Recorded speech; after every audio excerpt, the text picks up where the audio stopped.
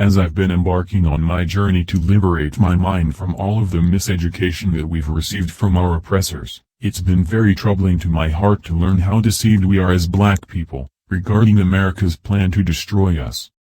Although the signs are right before our eyes, we are so mentally and spiritually asleep, being entertained by all of the foolishness that is going on in the media today, that we don't even notice that thousands of our own people are dying daily by the systematic arrangements of our oppressors. Many people ignorantly think that because we now had a so-called black president in the past, that racism is over and America accepts us as equals now, but that is beyond false. President Obama did not care about black people, and he has proven that to us over and over again by promoting white supremacy, downplaying the black struggle, and signing laws that specifically oppress black people. The only reason America even put him in office is because they knew they would be able to secretly pass laws that oppress and destroy the black population by putting a black president in office. And they have most definitely succeeded in doing so. America has always had a deep hatred for black people. They don't just hate us, they want to destroy us, and their actions prove it. The country itself was founded upon the genocide and enslavement of black people. And ever since the Emancipation Proclamation was signed in 1863, which was supposed to have freed our ancestors from slavery, America has been constantly coming up with different schemes to not only keep us in bondage, but to wipe us off from the face of the earth. From hanging our people on trees and setting them on fire, to raping our women, kidnapping our children and leaving them for dead, this nation of people have done all they can to make life for us a living hell. But they will not go unpunished. They will get their just punishment in the end times, when the Most High sends our Messiah back to rain down judgment on this wicked nation and give us our rulership back over the world to oppress the ones who oppressed us. As it is written, "He that leadeth into captivity shall go into captivity, he that killeth with the sword must be killed with the sword." Here is the patience and the faith of the saints. Revelation 13:10. However, until this day comes, we have to endure all of the evils that God has allowed America to put us through, for the punishment of our ancestors' sins, as well as our own. But don't get it twisted, just because we are still under the rulership of our oppressors, that doesn't mean that we have to just lie down and die. No. We are God's chosen people. Giving up is not in our bloodline. We can still fight, we just have to know the enemy's plan. The only way to outsmart the enemy is to know his plans. Fortunately for us, our enemies have no new plans, they're using their old plans on us. The only reason we haven't been able to outsmart them thus far, is because don't know their plans. You see, if you don't know your history, you are destined to repeat the same mistakes of the past. And that's exactly what we've been doing. So I'm about to share with you 3 of the main plans our enemies have been using to destroy us since we became free. Planned Parenthood. Did you know that we, the so-called African Americans, are the only race of people on the decline in America? Well, we are. But do you know why we are? I'll tell you why. It's because we lead the nation in abortions. According to the CDC, each year 616,074 African Americans are born, and out of those children born, 500 of them will die from abortion. They also stated that from 1973 to 2004, nearly 30% of the black population was erased from having abortions, and that African American women account for 32% of the women having abortions yearly. Wow. Those are some mind-blowing numbers. Just writing this almost makes me want to cry because I know what this means. This means that we can basically almost predict the extinction of the black race. Peep this, blacks only make up about 13% of the American population, but we account for at least 32% of the abortions. If this trend continues, then by 2038, the black race will almost be gone. And this is not a coincidence either. The decline of the black race through abortions was pre-planned almost a century ago, by the founder of Planned Parenthood, a racist white woman named Margaret Sanger, who created Planned Parenthood, to kill the seed of black women, who she deemed as undesirables of society. Before the name Planned Parenthood came about, Margaret's abortion operation was called the Negro Project, and the direct intent of this project was to exterminate the black race. In her own words, Margaret's belief about black people was, colored people are like human weeds and are to be exterminated. Mary was able to disguise her mission to exterminate the black race under the pretense of better health and family planning.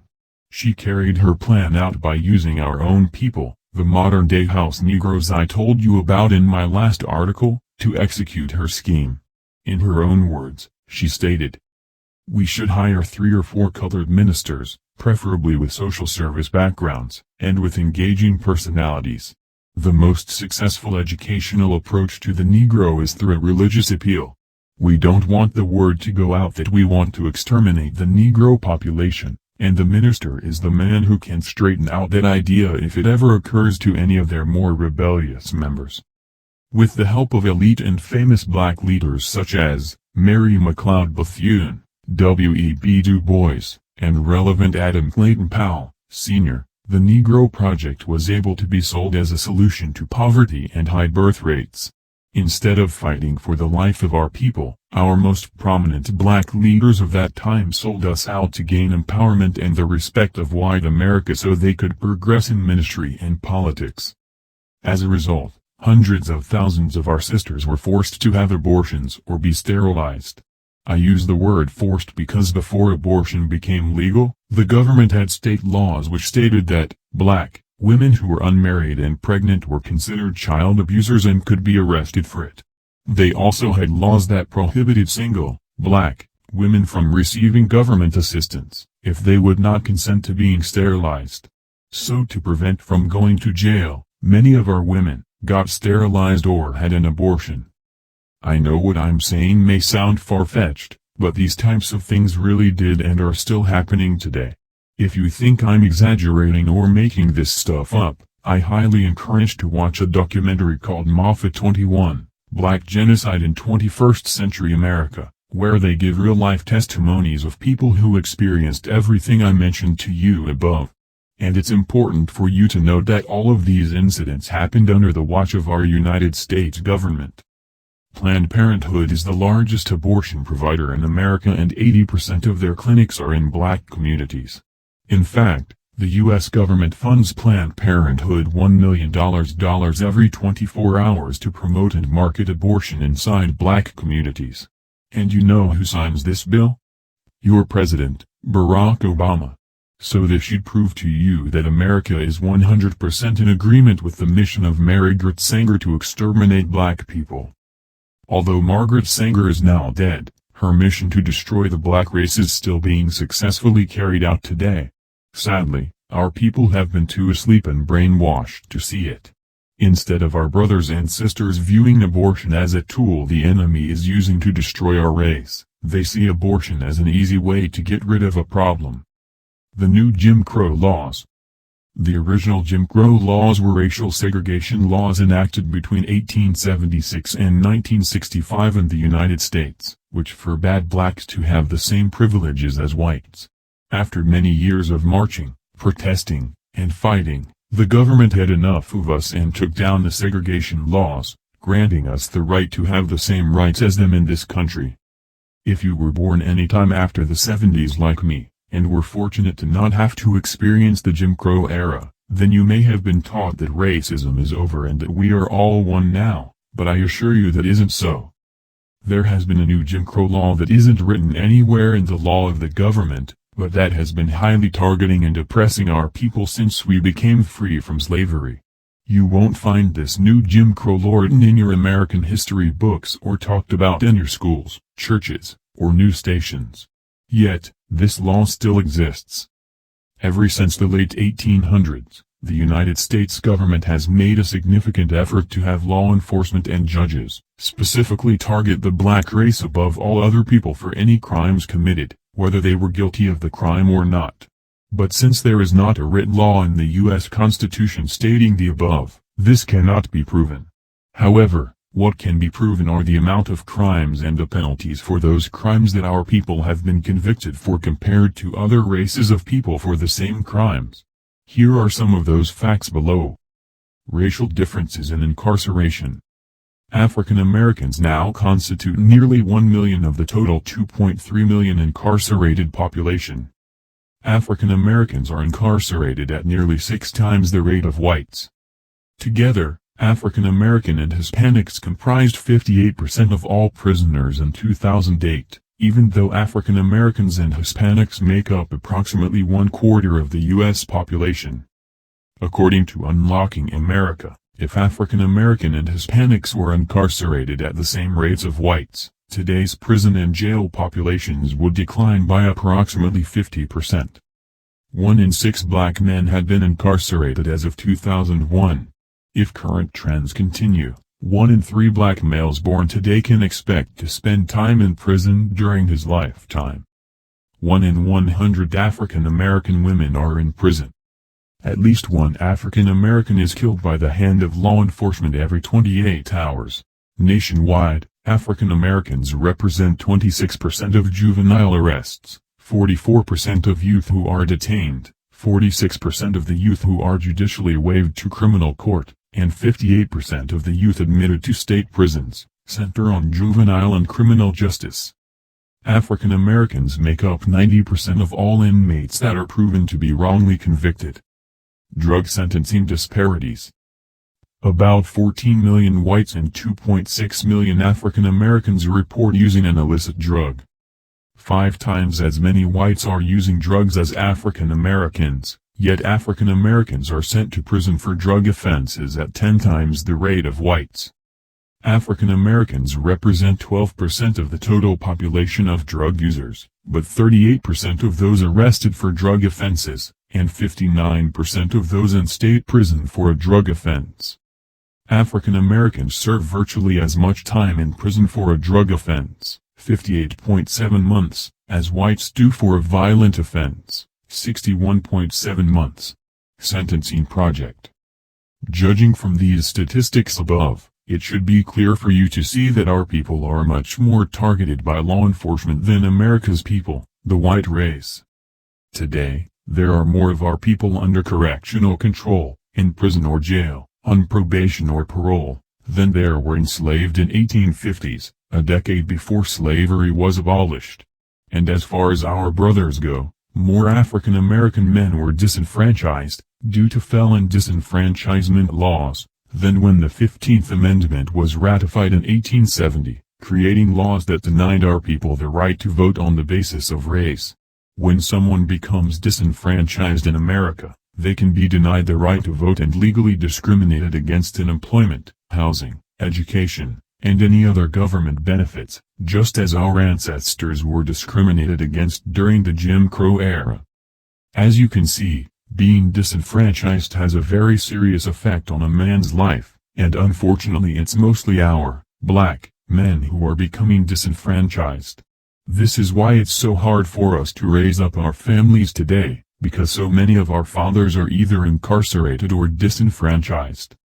In her book, The New Jim Crow, Mass Incarceration in the Age of Color Blindness, Michelle Alexander states, in the era of color blindness, it is no longer socially permissible to use race, explicitly, as a justification for discrimination, exclusion, and social contempt. So we don't. Rather than rely on race, we use our criminal justice system to label people of color criminals and then engage in all the practices we supposedly left behind. Today it is perfectly legal to discriminate against criminals in nearly all the ways that it was once legal to discriminate against African Americans. Once you're labeled a felon, the old forms of discrimination, employment discrimination, housing discrimination, denial of the right to vote, denial of educational opportunity, denial of food stamps and other public benefits, and exclusion from jury service, are suddenly legal. As a criminal, you have scarcely more rights, and arguably less respect, than a black man living in Alabama at the height of Jim Crow. We have not ended racial caste in America, we have merely redesigned it. And this is exactly what is going on. America tries to paint for us this beautiful picture that they have changed and racism isn't an issue anymore, but the truth is that the only thing that has changed are the names that they use to identify us. Instead of calling us Negroes, niggers, monkeys, and apes, They now call us criminals, convicts, felons, and gang members. This way they can still target and oppress us, under the umbrella of law enforcement instead of race. But this is nothing new, they've been using the law to discriminate against us for decades. As I mentioned earlier, our enemies have no new tricks, they just keep recycling their old ones. We've just been too asleep to realize it. In your free time, I encourage you to go out and buy the movies, The Hurricane and A Lesson Before Dying, so you can watch the real-life accounts of some of our people who have been, purposely, wrongly convicted by white America. I also encourage you to watch the TV show Vindicated, which documents the real-life stories of our brothers who were released from prison, after spending almost their entire lives in prison, after being found wrongly convicted. It's important for you to watch things like this so that you are not asleep to how America is targeting our people. Homosexuality. The most recent scheme that America has been using to exterminate the black race has been the advertising and marketing of homosexuality to the black community. Over the last 5 years or so, there has been a massive promotion of homosexuality in the media targeted towards the black community. Today, almost every black TV show or movie that is considered to be hot, has some form of homosexuality on it, compared to a decade ago when homosexuality was considered to be taboo in the black community. Why do you think this is so? Well, as I have shown you over and over again, there is no such thing as a coincidence when it comes to white America. Everything they do is pre-planned. The reason they're promoting homosexuality so hard in movies, TV shows, and all other forms of black media outlets is to plant seeds inside the minds of the black community that homosexuality is cool and it's okay now. They know that our youth are gullible and idolize these, house Negro, black celebrities and will do whatever they see them do. And they are exactly right. When our young brothers and sisters see their favorite rappers, athletes, actors and entertainers being gay, they start thinking to themselves, I guess it's okay to be gay now. This is why homosexuality is running rampant amongst black youths in high school and college today. The media dictates the culture, so by the media promoting homosexuality as the new and accepted trend in the black community, all the kids are now practicing this wicked alternative lifestyle. Had not the media been massively promoting black men and women being gay in the media for the last 5+ years, the vast majority of the youth who are gay today would not be practicing this lifestyle because it would not be cool. But while the kids are out busy being cool and gay, the black family is being destroyed. Why? Well, for one, because people of the same sex can't procreate. And for two, because when people of the same sex can't have sex, they contract STDs and HIV. When you put these two together, this not only reduces the number of black people being brought into the world, it also spreads diseases to black people who are alive. According to 2013 Centers for Disease Control and Prevention, CDC, report, HIV in the United States, at a glance, homosexual, bisexual, and other men who have sex with men, particularly young black, African Americans, are most seriously affected by HIV. They also stated that, although homosexual men represent less than 5% of the male population in the U.S., they account for 78% of all new HIV infections among males and 63% of all new infections overall. And the estimated rate of new HIV infections for black women was 20 times as high as the rate for white women, and almost 5 times as high as that of Latinas. But the icing on the cake was their estimation that 1 in 16 black men and 1 in 32 black women will be diagnosed with HIV in their lifetime as a result of having sex with someone who was or is homo or bisexual. This is very disheartening statistic because when you combine the speed at which gay relations is spreading amongst the black community with the speed at which black people are dying from HIV and STDs, then you can pretty much predict the extermination of black America.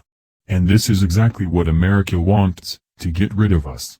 So when you see shows on TV like Being Mary Jane and The Haves and Have-Nots, that promote being gay as an accepted lifestyle, just know that there is a hidden agenda behind it to kill you. Many people don't know this, but most of the owners of these TV networks that produce black shows which promote homosexuality, are white supremacists who hate black people. Take the newest hit TV show Empire for example. The owner of Fox News Network, the station that hosts the TV show Empire, is Rupert Murdoch, a well-known racist that has consistently made it known that his respect for black people is 0 to none. But although Rupert Murdoch hates black people, he is financing the TV show Empire out of his own pockets. So you have to ask yourself, if the owner of the TV network is a racist, then why is he financing a black TV show? I'll tell you why: to destroy the black community. You see, Lee Daniels, the writer of the show, is openly gay and supports homosexuality 100%. So the only reason why Rupert is backing this show is because it promotes homosexuality to the black community on a mass scale, which alters the psyche of our people into thinking that it's okay to be gay. This is why it's so important to do background checks on what you are watching, because our enemies are doing all they can to exterminate us. In conclusion, now that you know the 3-step plan that America is using to destroy us, it will be easy for you to combat it by standing against all 3 of their tactics at all costs. And the best way that I know of to stand against these tactics is to learn the Torah, the first 5 books of the Bible, and start keeping God's commandments. If we as a people were keeping His commandments, then America wouldn't be able to plot against us because we would be living righteous. For example, if we kept the commandment of Exodus 21:22, then Planned Parenthood would be out of business. If we lived by the commandments of Exodus 20:13-17, then there wouldn't be so many of us in prison. And if we kept the commandment Leviticus 18:22, the black family would be increasing instead of decreasing. So the solution to preventing America from destroying our race is to keep Yah's commandments.